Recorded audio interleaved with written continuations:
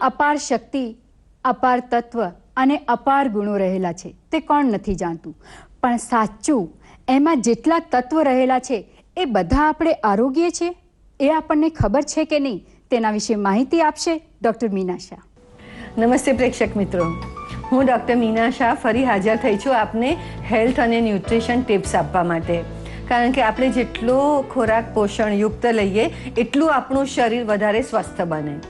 એવું કહેવાય છે કે 11 મહિનાની અંદર આપણા શરીરના 99% અણુઓ બદલાઈ જાય છે. એટલે કે 11 મહિનામાં આપણું શરીર નવું બને છે.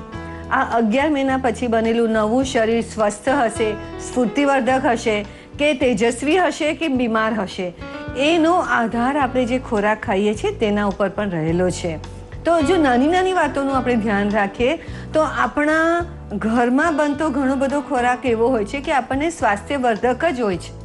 ખાલી થોડુંક વધારે ધ્યાન રાખીએ તો એની સ્વાસ્થ્યવર્ધકતા આપણે વધારી શકીએ છીએ.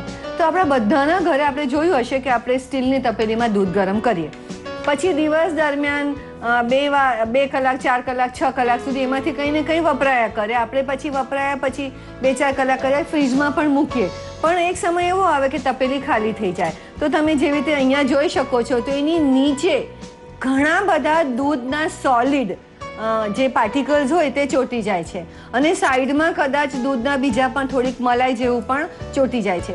મોટા ભાગના ઘરો 99.99% ઘરોમાં જેવું તપેલું આવી રીતે ખાલી થાય એવું તરત જ એને વોશ બેસિનમાં સાફ કરવા માટે મૂકી દેવામાં આવે છે કે ઉટકી નાખવામાં આવે છે. તો આ બધા પોષક તત્વો તો નકામા જ ગયા ને.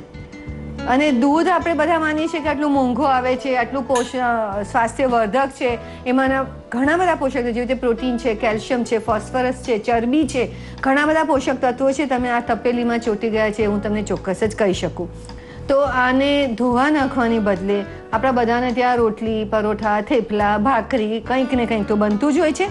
તો જે ઘઉંનો લોટ હોય જે તમારે બનાવવાનો હોય તે દિવસે એ લોટને તમે આ તપેલીમાં નાખી દો, અને આ લોટથી તમે પહેલાં તપેલી સાફ કરી નાખો એનો, તો તપેલી સાફ થઈ જશે, એને બહુ ઘસવી નહીં પડે, અને દૂધના બધા પોષક તત્વો જે આખા નકામા થઈ જવાના હતા, ફેંકાઈ જવાના હતા, એની બદલે આ બધા પોષક તત્વો આપણા લોટમાં આવી જશે, અને પછી તમે એનો લોટ બાંધી શકો છો. પછી આ લોટમાંથી તમે જે બનાવવાના હો, રોટલી, પરોઠા, ભાખરી, આ બધામાં પોષક તત્વો આવી જશે. તો કેવી લાગી તમને વાત? ઘણી બધી વસ્તુઓ સારી હોય છે, આપણને કામમાં લાગે તેવું હોય છે, પણ જ્યારે તેને આપણે ફેંકી દઈએ તો એ બરબાદ થઈ ગઈ કહેવાય. એની બદલે તમારા દૂધનો તમે સંપૂર્ણ ઉપયોગ કર્યો કહેવાય, અને તમારી ઘઉંના લોટમાં પોષક તત્વો આવી જાય એટલે તમારી રોટલી બને એ વધારે સ્વાદિષ્ટ અને પોષણયુક્ત બને. તો તમને દેખાય છે કે આ તપેલીના સાઈડમાં જે બધું ચોટેલું હતું કે નીચે ચોટેલું હતું તે બધું જાણે ચોખ્ખું થઈ ગયું, અને બધા જ પોષક તત્વો આપણા લોટમાં આવી ગયા છે. તો આજથી બહેનો ચોક્કસ જ યાદ રાખજો કે જ્યારે પણ તમારે લોટ બાંધવાનો હોય તો તપાસ કરી લો. એક પણ દૂધવાળી તપેલી ફ્રીજમાં તો નથી પડી ને? તો તેમાંથી આવી જ રીતે તમે લોટ બાંધતા પહેલાં બધા પોષક તત્વો લઈ લો તમારા લોટમાં, અને પછી લોટ બાંધો.